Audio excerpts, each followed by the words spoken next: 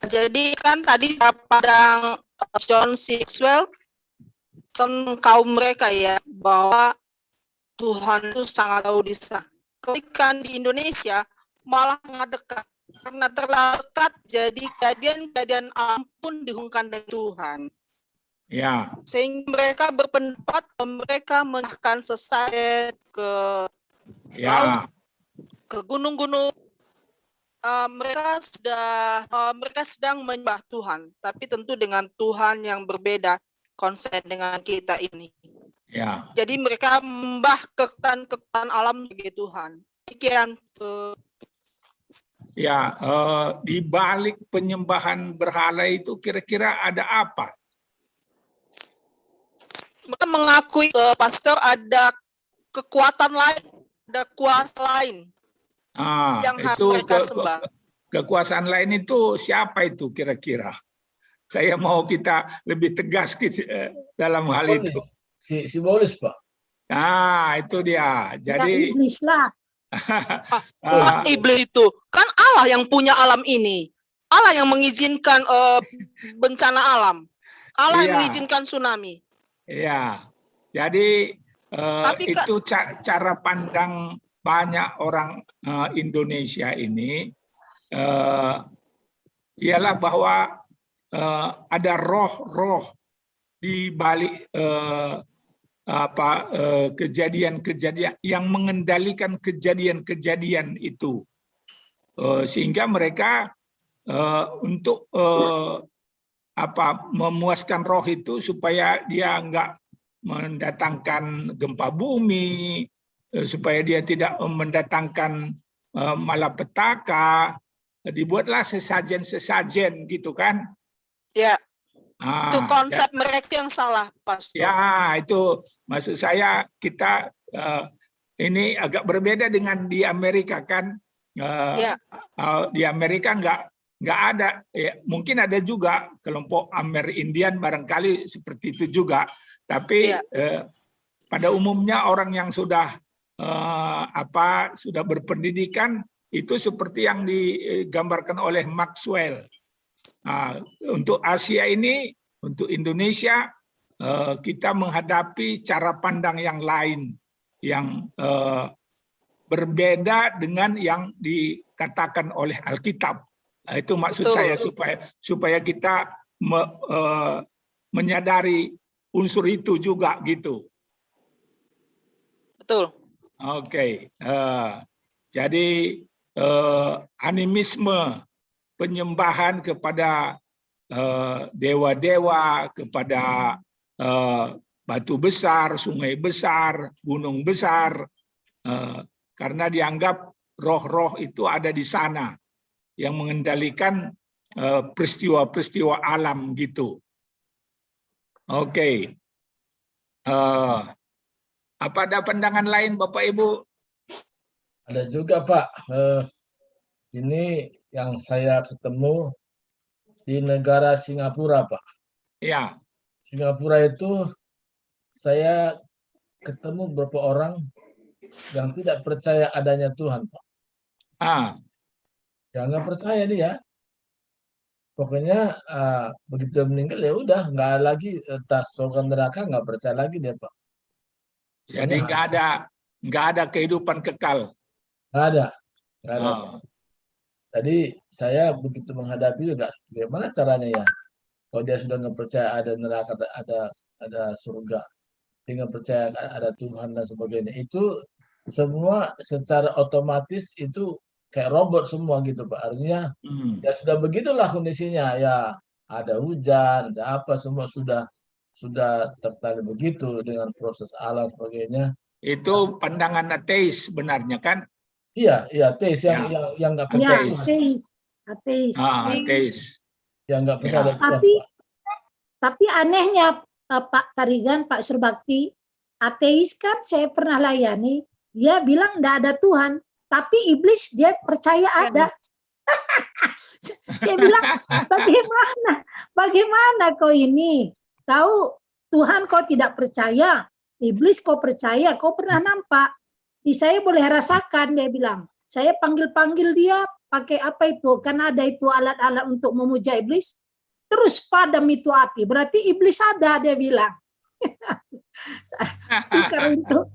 Sukar Jadi, untuk membuktikan. kalau gitu itu sebenarnya bukan ateis murni.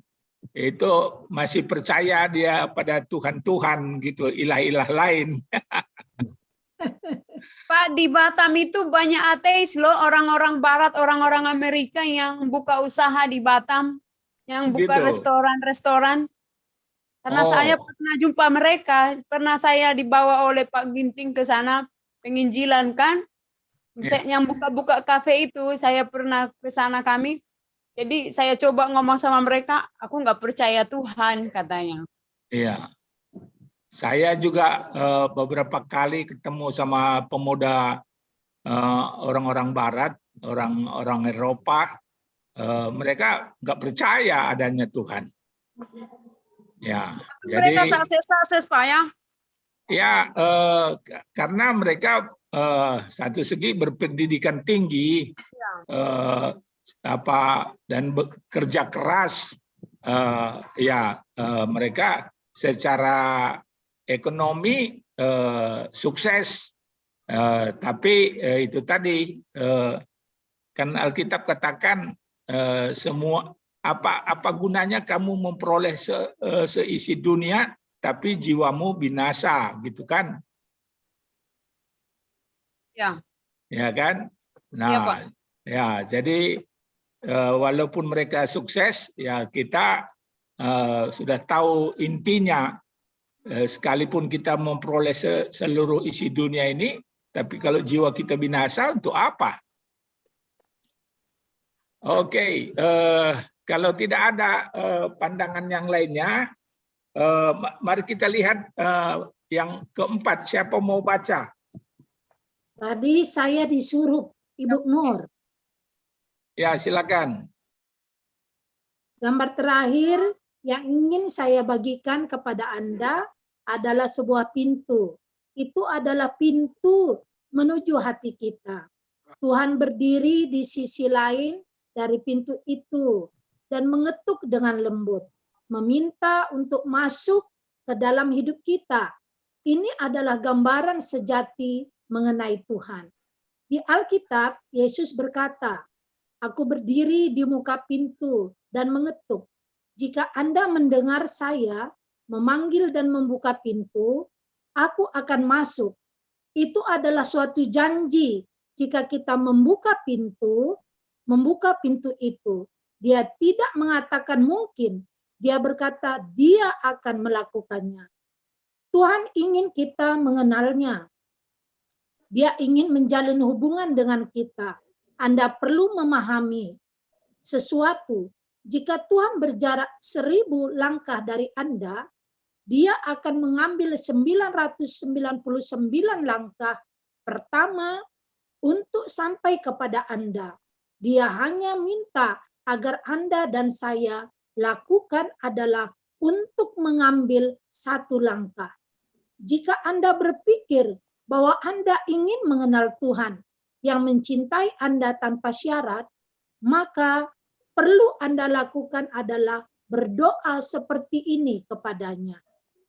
Terima kasih Yesus karena sangat mencintai saya hingga mati di kayu salib bagi saya.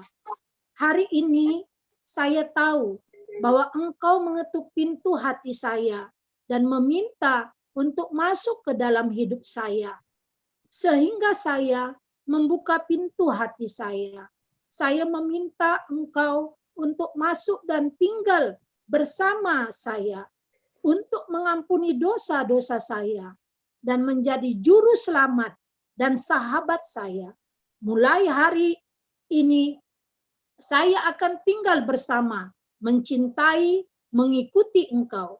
Terima kasih telah mengampuni saya dari setiap dosa dan menjadikan saya pribadi baru di dalam Kristus.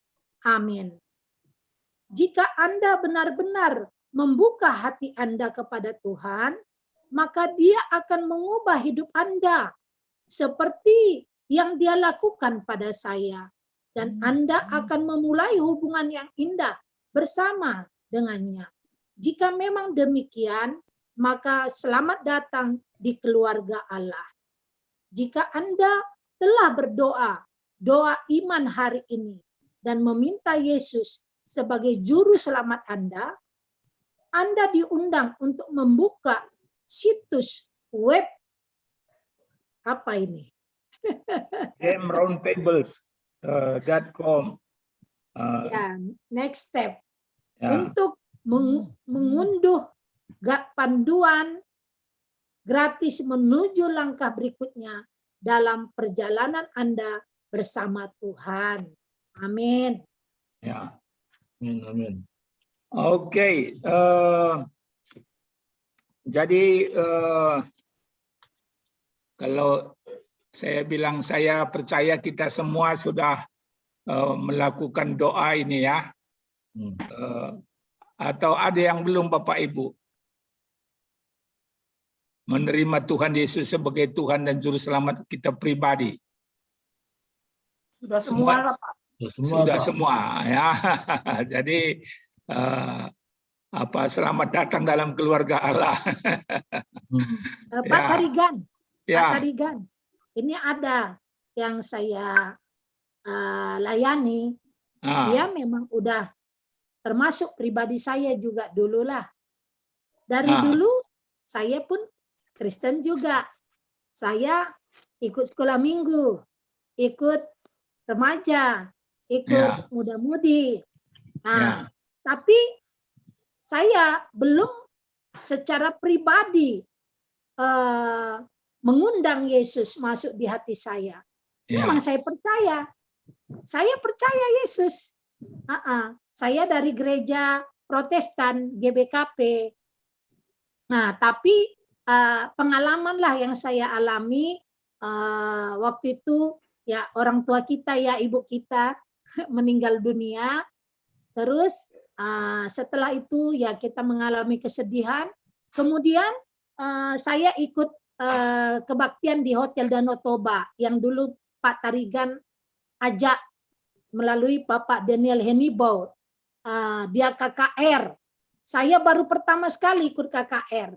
Jadi belum tentu juga orang itu walaupun udah Kristen dari kecil sampai tua sudah sungguh-sungguh yakin menerima Yesus.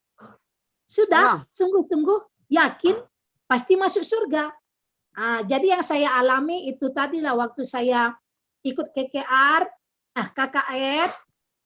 Jadi saya diundang maju ke depan. Siapa yang mau terima Tuhan Yesus secara pribadi? Jadi saya angkat tangan dari jauh, saya jalan ke depan. Kemudian Pak Pendeta Zakarias Patimukai, saya masih ingat, dia doakan saya, dia ajar saya mengikut untuk doa menerima Tuhan Yesus Kristus. Ini pengalaman saya lah Pak Tarigan. Mungkin ada juga yang lain, bagaimana? Saya waktu itu Pendeta Detmar Seneman, dosen dari I3 Batu Malang, dengan 3 mahasiswanya datang ke GBKP Pancur Batu, kampung kami ini dengan Ibu Rina Tarigan ini. Saya waktu itu menjadi tukang sapu gereja. Jadi saya duduk paling belakang.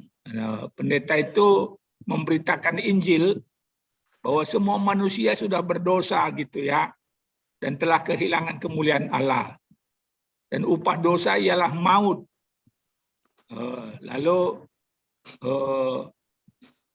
diceritakannya lah cerita seorang pemburu yang pergi ke hutan berburu. Lalu dia bawa